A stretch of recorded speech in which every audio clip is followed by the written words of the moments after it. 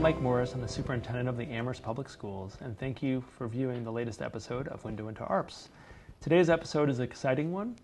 After many, many years of interest from our community, we have successfully launched a Spanish-English dual immersion program this year at Fort River School, and its name is Caminantes, the Caminantes program, and we're here to talk about it today. So with me is Zoraia Barros, who's a parent of a student in the Caminantes program, so thank you for being here. And Natalie Rodriquez, one of the teachers in the Caminantes program. So thank you both. I know this is an interest of a topic of very high interest in the community. It's been studied. If you go back to even the early 2000s, there was groups of staff members and parents who wanted to get this off the ground, and we're just thrilled it's happening in our schools right now. So thank you for shedding a light on kind of the parent and student experience as well as the staff experience as well. So if you wouldn't mind, please introducing yourself and your connection to the Caminantes program. I'm Zoraia Barros, and I am a parent. I'm a mother of Camila, and she goes to the program, and that's it. Great, thank you. So my name is Natalie Rodriquez. I'm currently a teacher, part of the Caminantes program at Fort River, and my interest in the program has been because of the previous experience that I had with the dual language environment. Fantastic. And Natalie, if you wouldn't mind sharing a little bit more about your previous experience, both with dual language, but also with teaching more generally, because I know you've taught other places before you come to Amherst. So I teach a year ago in Massachusetts for another district. Like I said, I'm part of a program of a dual language. And previous years before, I had another experience in Texas for 4 years, in which we had also a kind of a dual language program, but I was in the same classroom with the students, and I provided both instructions in English and in Spanish. So that was for almost 4 years. Fantastic, thank you. And one of the things that I think has contributed to the start going so well is we do have many staff members who have experience in some version of dual language programming, whether it's in Massachusetts or like you in other states as well, so thank you. So what interested you in becoming part of the Caminantes community? So, Zoraia. So my husband is from Puerto Rico, so for us it was wonderful opportunity to have, the continuation of what we did at home, because we use Spanish, at home as a primary language. So for us was awesome to continue what we did at home, but in a more school approach, with a structure, the whole learning process in dual language. That was for us was a unique opportunity. Yeah, thank you. Yeah, I know I've heard from some other families as well who are Spanish speaking, or at least speak Spanish in the home, how much it's enhanced how much Spanish their child speaks in the home. I don't know if you've had that experience as well, but I've heard that pretty consistently from families. Yeah, the vocabulary and the culture too, because I am actually Brazilian. I speak Portuguese. So for my daughter to come home singing, songs that I've never heard before, and the culture that comes with the language, that's priceless. Yeah. It was very good experience seeing her, coming home and, telling her day, because we usually ask how's, her day at school, what she learned, all the different things that she's learning, in both in English and Spanish. So it's pretty cool seeing her, her development, the growth of, cultural aspects. So that's pretty cool. It is, and we should say we're filming this in early November, so the students have been in school for about 2 months right now, because people may view this later. So I think one of the things I consistently hear is that how much growth there's been in a relatively short amount of time for students to be in school. So thank you for sharing that. And Natalie, what interested you in coming to Amherst and being part of Caminantes? So since I had previous experience in Texas, and I'm going to be honest, when I moved to Texas, I came from Puerto Rico, and I didn't know that the approach to my home language was going to be so big when I was in Texas. Mainly the pre-K that I thought was old Spanish, but when I switched to kindergarten, they asked me to do a 50-50 program, like the one that we have over here. So the interest that the kids were showing to learn both languages was amazing, and the connections that they make as a student to be able to, not only because I am my home language is English or my home language is Spanish, they're still trying to make that connection, and the way that they actually learn it, it's amazing because they're like little sponges that absorb everything. So based on that, I continue to build up the interest that I would have on programs like this, so I decided to continue on my role to do that. When I moved to Massachusetts, then I tried to seek positions that were kind of the same, I would say, process, that have the same dual language approach. And I've been really lucky to be part of and be part of the Amherst regional schools and this very beautiful journey of dual language. Well, we're very appreciative that you're here and with us on this journey as well, so thank you. And I'll stay with Natalie for a second. How does the Caminantes community connect with the larger Fort River community? And I want to offer a little context for viewers, is that the design of the program is to start with kindergarten this year and follow this cohort up for as long as they're in elementary school, adding a grade level each year. But at the current time, there's 2 classrooms that are dual language at Fort River, but the rest of the school is not. So I was just wondering if you could share, how does the Spanish language and culture and then also the program connect with the larger school that it's housed in right now? So when the school started, all the staff from Fort River was very welcoming to the program, and they still are. They go through the whole way of kindergarten. They're trying to listen to whatever is being taught in the Spanish room, and they want to know more about it. Sometimes they even ask, can we go in and, learn more and hear some Spanish words, because we also want to know. So all the staff from the school has been very giving positive feedback of whatever's being done in the dual language program. Also, the morning messages at Fort River by the principal are being sent in both English and Spanish, which is really, really nice, because it opens a big door for us as a dual language program. And the community meetings, which were the assemblies before, we had a lot of participation from the dual language students, either singing or dancing, and they enjoy all that stuff. Yeah. So I guess and I have been seeing that the school has really opened the doors to this program, and everybody's being happy that we are there. Yeah, thank you. I don't know if you get a sense from your interactions at the school or with other Fort River families how that has gone from your side as well. For us, it was kind of natural, because it was just a continuation of what we did at home, speaking Spanish and then going to school and learning Spanish too. But previously, Camila had 2 years at the preschool, and it was all English, and she didn't want to speak Spanish. So it was a little bit of, pushback. And we had to work through it, allowing home only certain types of books and mostly in Spanish. And now with the school, it's much better because she sees and she feels, that fit in speaking Spanish too. Right. So she fits speaking either Spanish or English. So it's more natural per se. I don't have to say it. You have to speak in Spanish. You just speak Spanish, and she continues to it. So it's pretty cool. And with other parents, I've seen friends of, that we're in the same community, parenting community. Yes. So all the parents that they are English speakers and at home. And they say, it's like, oh, I recorded a movie. I saw my daughter singing Spanish. Well, I believe it was Spanish. So it was pretty cool to hear that. It was like, yay, that's good. They're all learning. And I think this is more of a just, it makes more like a just system.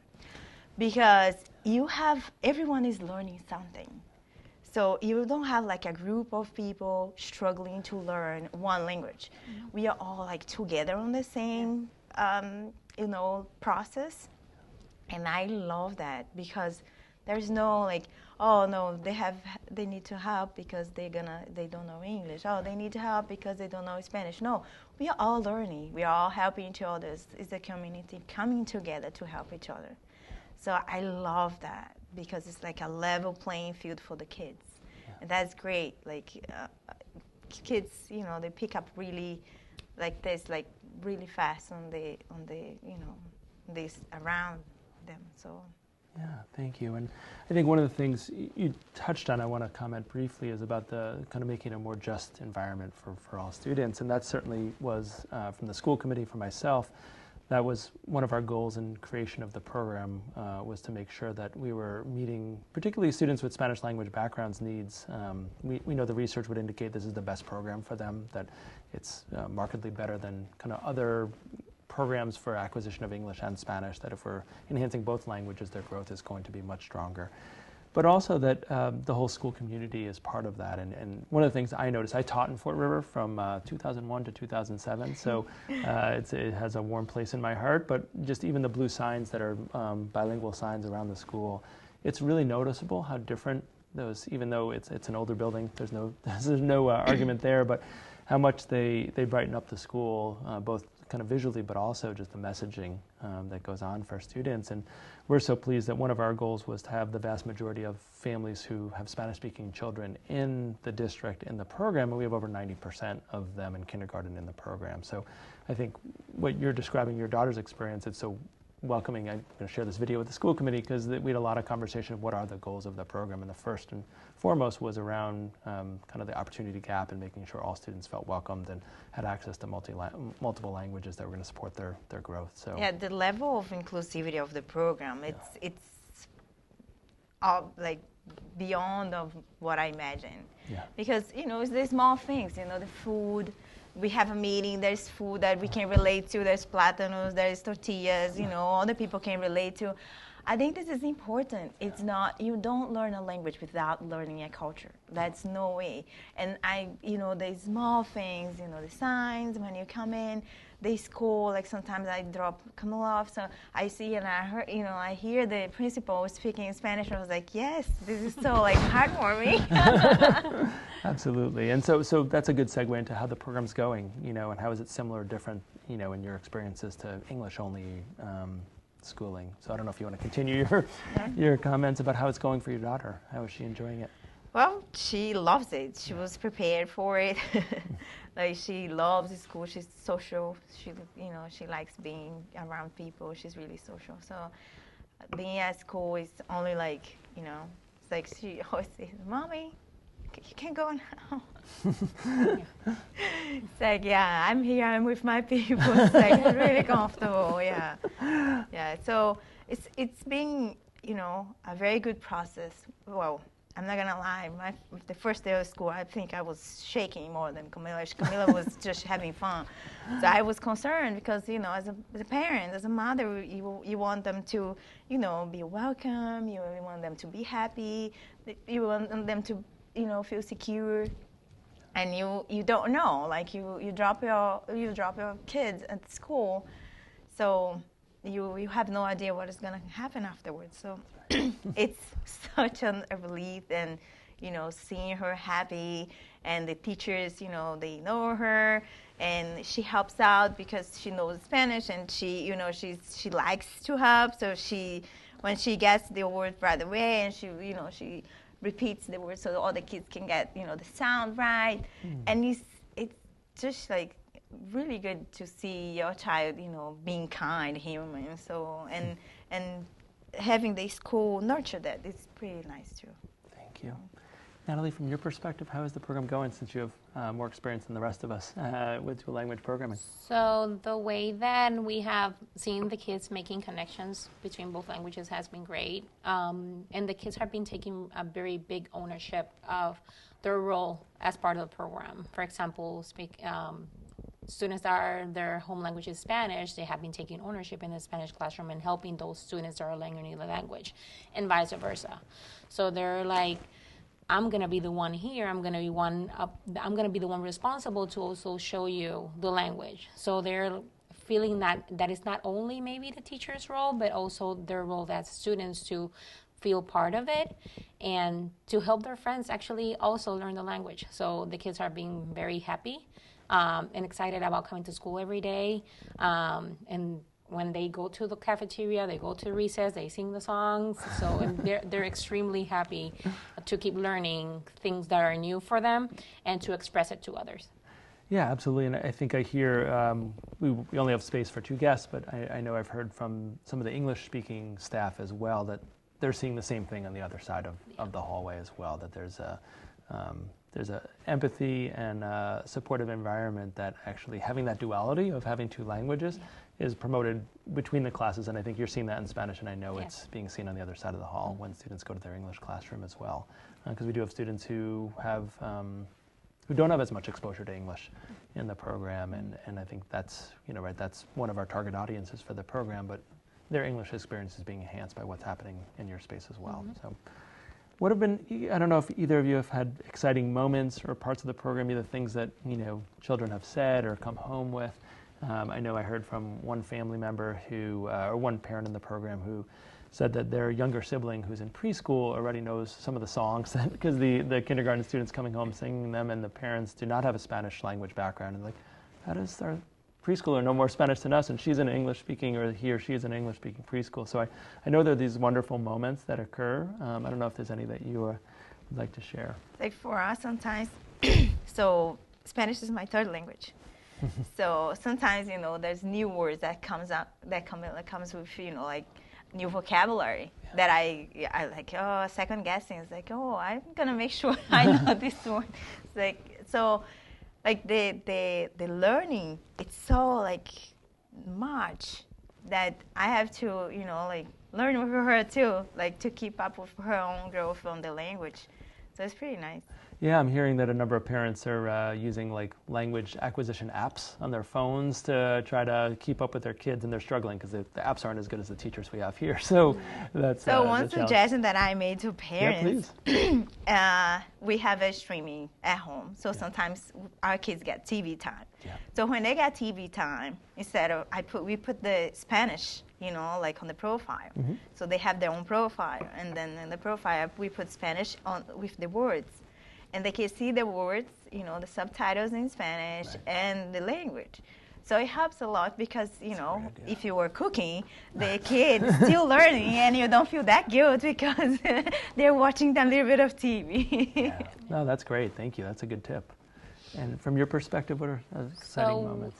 As a teacher, I have seen the way that students are, like I said before, making those connections, and something as simple like assessments. We were trying to do the assessments in Spanish, and the instructions were made in Spanish, and they were making connections with whatever their knowledge in English was before.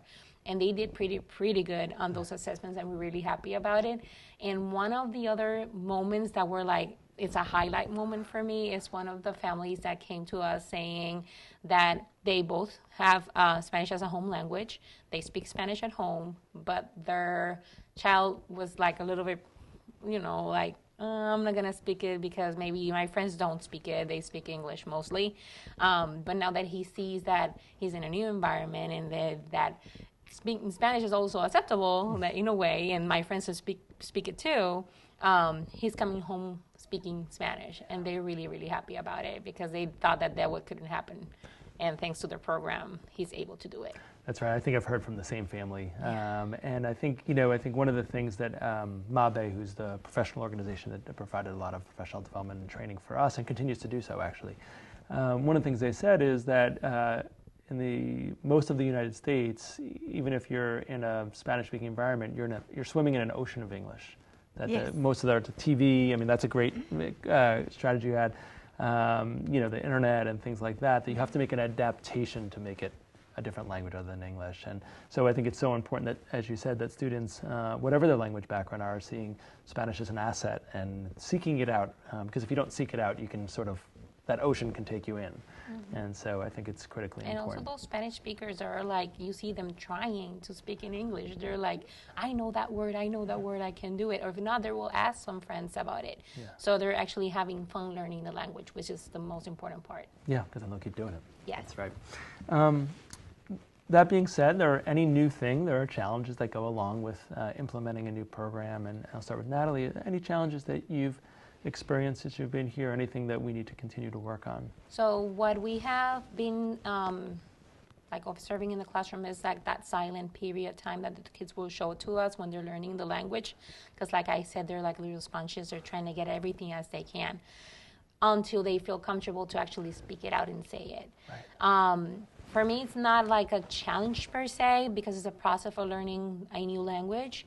But we want to maybe to come up with other ideas for us to make the students feel more comfortable and welcome. So if they have any like worries or questions about how they're going to say a word, for them to be more open to the teachers in a way, even though teachers are really working really hard, we're all as a team, to model and having them repeat what they're trying to say in Spanish. But it's more of like a group work that we're all trying to do for that we think is a challenge not to be a challenge anymore. Right. Thank you. Any challenges on your end that you see? No. Okay, no, that's we're good. all good. Yeah, and the last question that I'd ask is, what are you looking forward to as the program, builds upon grade levels and your daughter goes up the grade levels, and the things that you're looking forward to? I so wish that this continues, like, until she gets fluent. Yeah, that's the goal. Because this is a given. It's not easy. And I'm thankful for the, like the pioneers, you're saying that since 2000 people, I'm thankful for them because I know I'm harvesting their labor work. So I'm really thankful for those, community members like Marta Guevara, like, Ingrid Frau, Marta Toro. Yeah. So people that they wanted to do that on their area, and it wasn't possible for many reasons. And it's, it's possible now. I'm so thankful that, we can, harvest their labor work, but, having, the kids being, like, feel natural to them, going to school, learning Spanish and English at the same time is such a great thing. Yeah, absolutely. So, things you're looking forward to as the program builds? I'm looking forward to, obviously, the program to continue building as we go through the years. Like we started with kindergarten, eventually go up every year with one grade. But I also would like to maybe see if we could maybe have something in pre-K as well, for us to have like some sort of foundation for those kids that are coming in to kindergarten. Maybe having like a 80-20 program that they would have access to both languages, and they will have a base for that coming up kindergarten year that they will have. So I'm hopefully, and I know we have a really good, solid program, and I know that we can do it. Yeah. No, it's a really interesting point.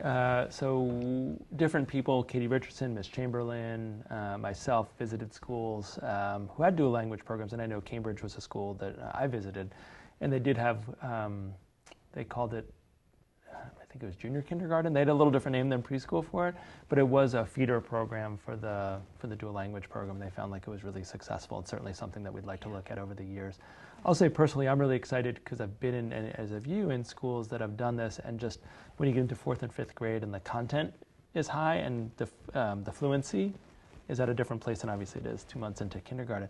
It's just amazing to see the school-wide culture and how language is infused, not just in primary grade or in the lower grades, but just throughout the school. And so I can't wait to see that in Amherst, because I know it's a couple years away, but just when you have the majority of the school having participated in the program and you have 5th or 6th graders who are pretty fluent, working with younger students, that's sort of what I think is going great. I think, the community support, the family support, and the staff have been fantastic.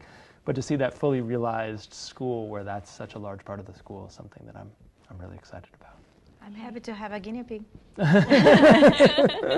Actually, there was some anxiety from some families. I think for most families, they trusted the district and trusted the process that we would have a successful program that we're experiencing right now. But diving in for the first year of a program is no small thing. For these are people's babies. I know. So they have been great. They have been welcoming the program really, really good, and families are very, very committed, which is really good. Absolutely. And I see, all the parents, coming in together, like to learn more, like sharing their experience. We talk, like we want them to, succeed. We want the program to succeed, so we want to help as much as we can. So.